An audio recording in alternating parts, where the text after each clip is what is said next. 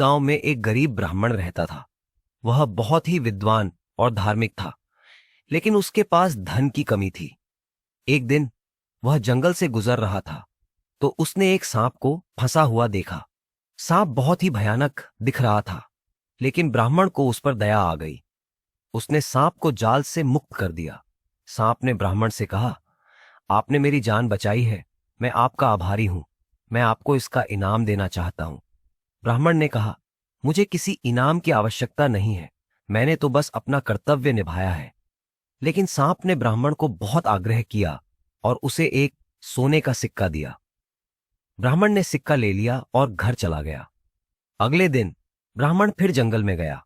सांप ने उसे फिर देखा और उसे एक और सोने का सिक्का दिया।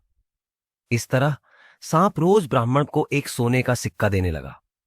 कुछ दिनों बाद ब्राह्मण के मन में लालच आ गया। उसने सोचा कि क्यों ना मैं सांप के बिल में जाकर सारे सोने के सिक्के ले आऊं। उसने अपनी योजना बनाई और एक दिन सांप के बिल में घुस गया। वहां उसने बहुत सारे सोने के सिक्के देखे। वह बहुत खुश हुआ और सारे सिक्के लेकर जाने लगा। लेकिन जैसे ही वह बिल से बाहर निकलने वाला था, सांप जाग गया। उसने ब्राह्मण को देखा और गुस्से से कहा, तुमने मेरे साथ विश्वासघात किया है, मैं तुम्हें इसका दंड दूंगा। सांप ने ब्राह्मण को डस लिया और ब्राह्मण वहीं मर गया। सीख। इस कहानी से हमें सीख मिलती है कि लालच बुरी बला है।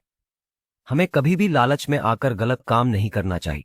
आई होप आपको हमारी कहानी पसंद आई होगी, तो प्लीज हमारे चैनल को लाइक और सब्सक्राइब करें।